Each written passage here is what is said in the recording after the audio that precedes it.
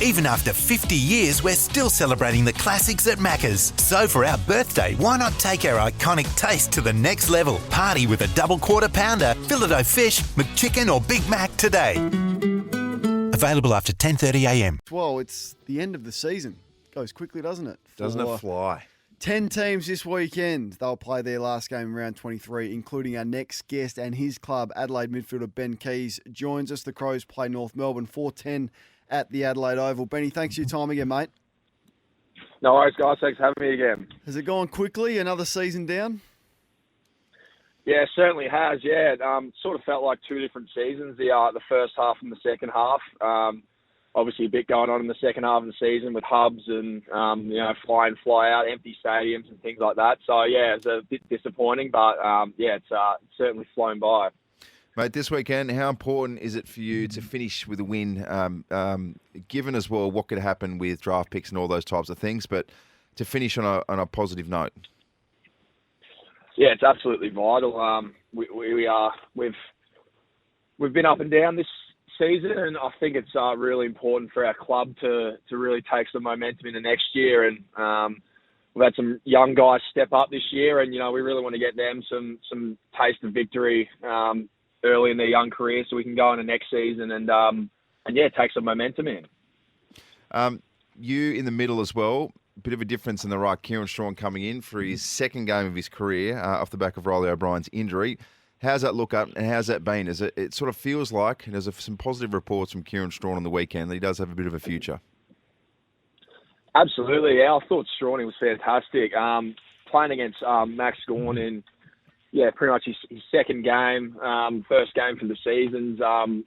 He was really impressive, and I think you can just see, like, if you watch his sample form, he's a really, really good player. He's really taken some strides this year, and he'll be hungry again this weekend, and looking forward to playing with him again. He was brilliant. Mate, before we get into the nuts and bolts of it, it's a broad question, but is it an improved season for the Adelaide Crows? Yeah, I think so. I think we've been more competitive than last year, certainly. Probably got to the middle of the year and would have liked to have kicked on a bit more after the bye, but we sort of flatlined a bit, which was a little disappointing, but can't get too hung up on that. I think we certainly showed this year that we have a style of footy that we want to play and we want to take forward, and it's just about doing that for longer and getting more mature with it. So I certainly think it's definitely been an improved year. And on the back of the last 2 weeks against good opposition, like that real effort and intent has been there, and that's, I guess, what you've built your success around when you have had it this year. Important to finish with a win, do you reckon, Benny? Like, are the group determined to get that win? Not really a lot riding on it other than a draft pick and where you finish, but how determined is the group?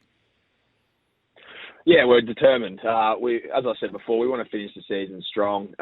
We want to build that winning culture. We want some of those young guys to taste victory. So we're going to go in and try and win the game, of course, as we do every game. Finish with a bit of momentum and hopefully take some things in the next season. A few of those young guys will certainly take something out of that if we're able to get up. So looking forward to it. Were you surprised on the club's calls on Lynch and Talia? A little bit. It's sort of not something you sort of look at throughout the year. Certainly Lynch, he's come in and played some fantastic footy towards the back end. It's going to be disappointing to say goodbye to a couple of those senior guys, but I guess that's just the decisions that the powers that be have to make, and they make those tough list decisions. So, they're two fantastic leaders of the club. It's unfortunate we didn't get to see Tales this year, but as I said before, Lynch has been fantastic since he come back from injury, and even before that as well. So, it'll be sad to say goodbye to two really good servants at the club. Mate, Taylor Walker, I think the reports were that he was supposed to come back to the club this week. Have you spoken to him? Has he addressed the group? I don't think that was set in stone. I've spoken to him, and the group's kept in touch with him and throwing their support behind him, and I'm sure that'll all play out. But we've all been in touch, and still supporting him. He's part of our group, and we're supporting him as we would support all our players. How's he going? Yeah, he's going all right, I think. Yeah, from what I can gather. But yeah, as I said, it's just one of those things where you got to keep supporting him as we would our whole group. And yeah, it's sort of our focus has just been, I guess, getting the job done for the last couple of weeks. You know, trying to take some momentum in. So yeah, it is what it is, I guess. What happens post Sunday? I mean, it's always busy as you tie up the loose ends to what was the season, but what does Monday, Tuesday and Wednesday look like, and how's the schedule shaping after Sunday's game? Yeah, I think we'll knock over our reviews, individual player reviews pretty early in the week, get those done. So yeah, looking forward to that, having a chat with the coaches and things like that. And then yeah, I think the best and fairest is the following Saturday night. So after that, I think it's wrapped up for the senior team. But our Sample boys will have another game, I think, following that week. So yeah, they'll have a game this weekend, a bye, and then a game after that to finish off the Sample season. So yeah, not all done for the whole group. So yeah, we'll support the boys for that. And the best and fairest Saturday you mentioned, who wins it? I think it'll be a good count. I think Rory Laird's had a fantastic year. I love playing with Lairdy.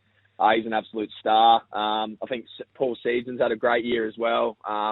Another one that's complemented the midfield really well and taken a lot of strides forward. So yeah, it'll be interesting and looking forward to it. You'll definitely feature well as well, Benny. I don't want to embarrass you here, but how have you assessed your season? You must be, from a personal point of view, pretty happy with your form. Yeah, look, I'm happy with some of the strides I've taken forward. Definitely, just wanted to come into the year and improve, and I think I've done that. But you know, it's always in my nature to sort of look at other things that I can do to take not only myself forward but take the group forward. So yeah, I'll always look for those little areas of improvement. But yeah, you know, it is good to look back and think I did make some nice improvements this year, which is always satisfying, and it gives you a bit more hunger to keep putting that work in. And does the body feel good? Are you booked in for any bits of surgery? No, my body's pretty good. I had a few issues with my hands, but apart from little niggles, I'm all good. So should get through unscathed. In terms of some positives to take out of the year, I mean, it can be individual, it can be a team point of view. What do you think, if your glass half full, you could express that's impressed you from your team this year? I think, like what you mentioned before, with some of the style of footy we've played that's kept us in games, I think that's probably the most exciting part. Some of those games against good opposition where we're really playing high pressure game, really sort of surging the ball forward, putting the pressure on the opposition. That sort of game style is really exciting to play in. So I think, yeah, glass half full, look at some of those games and some of those moments and really remember sort of the energy that we're bringing. You know, some of the young guys that were driving, guys like Ned McHenry and these type of guys that were really sort of driving that high pressure game. That's sort of the thing that excites me the most, you know, because I love playing that style of footy. And yeah, as I said earlier, it's just going to be about how can we do that for longer? How can we add things to that? You know, how can we build a full sort of game around that? But yeah, that's the stuff that excites me. I love playing in those type of those games and with those game styles. So yeah, that's pretty exciting for me. Yeah, you thrive on that. If you're in charge of the list, what are some areas that you need to bolster? I'd say a bit everywhere. Just get the best players in.